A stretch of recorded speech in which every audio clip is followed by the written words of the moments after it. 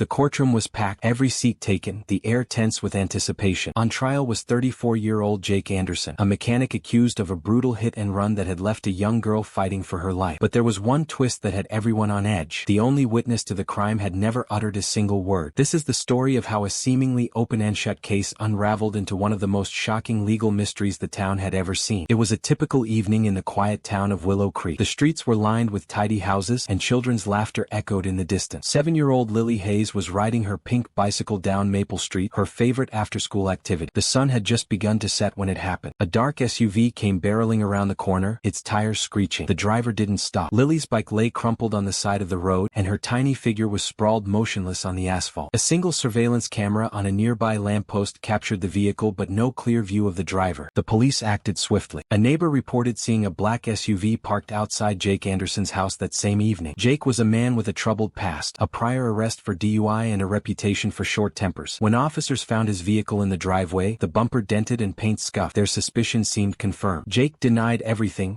claiming the damage had happened days before in a minor parking lot incident. But when Lily's mother identified Jake's SUV as the same one she had seen speeding down Maple Street, the case seemed closed. Jake was arrested and charged with reckless driving and fleeing the scene. The prosecution built their case around two pieces of evidence: the surveillance footage and the neighbor's testimony. But they also had something unusual, a witness they claimed could place Jake at the scene. This witness, however, wasn't a person. It was a voice recording from a smart home device near the accident site. The device had recorded an engine revving, tires screeching, and the faint echo of a license plate being shouted. The prosecution insisted this recording proved Jake's involvement, but the defense argued it was circumstantial at best. The voice that spoke the license plate was garbled, barely audible. Was it even reliable? Jake's attorney, a young and inexperienced public defender, struggled to counter the prosecution's narrative. The jury was shown images of Lily in the hospital, her small body covered in wires and bandages. Her mother sobbed on the stand, painting Jake as a careless monster who had destroyed their family. The jury seemed unmoved by Jake's insistence of innocence. The neighbor's testimony, combined with the surveillance footage and the voice recording, created a damning picture. Jake's frustration grew with every passing day, his cries of "I didn't do it" falling on deaf ears. A new ally. Jake's case caught the attention of Sam Walker,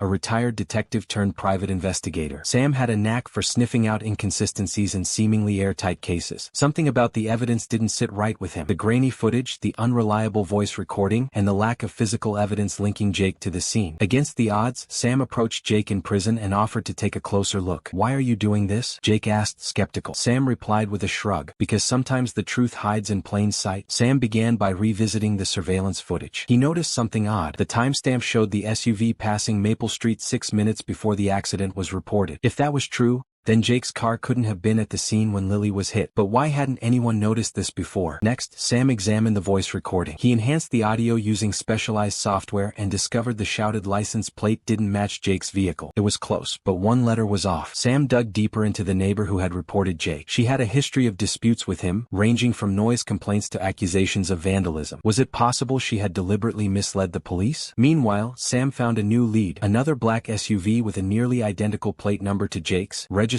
to a man named Greg Larson. Greg had no criminal record, but his SUV had been in for repairs the day after the accident, with damage consistent with hitting a bike. Sam tracked Greg Larson down and confronted him. Greg denied everything at first, but under pressure he confessed. He had been texting while driving that evening and hadn't seen Lily until it was too late. Panicked, he fled the scene and kept quiet as the blame fell on Jake. With Greg's confession recorded, Sam took the evidence to the district attorney. The prosecution had no choice but to reopen the case. Greg was arrested, and Jake's retrial was scheduled. In the courtroom, Sam testified about his findings, presenting the corrected timestamp, the enhanced voice recording, and Greg's confession. Jake sat in silence, his eyes brimming with emotion as the truth finally came to light. The jury deliberated for hours, but the verdict was unanimous. Jake Anderson was innocent. He was a free man. Jake's release was bittersweet. He had spent nearly 2 years behind bars, his reputation tarnished, his life upended. But with Sam's help, he began rebuilding. He filed a lawsuit against the police department for their rushed investigation and became an advocate for criminal justice reform. Jake's story is a haunting reminder of how fragile justice can be when evidence is mishandled and assumptions take the place of facts. It's also a testament to the power of perseverance and the importance of questioning what seems obvious. In the end, the witness that never spoke, the garbled recording, did speak after all. It just needed someone to listen. Hit the subscribe button for more interesting stories that will inspire you, and don't forget to like, comment, and share.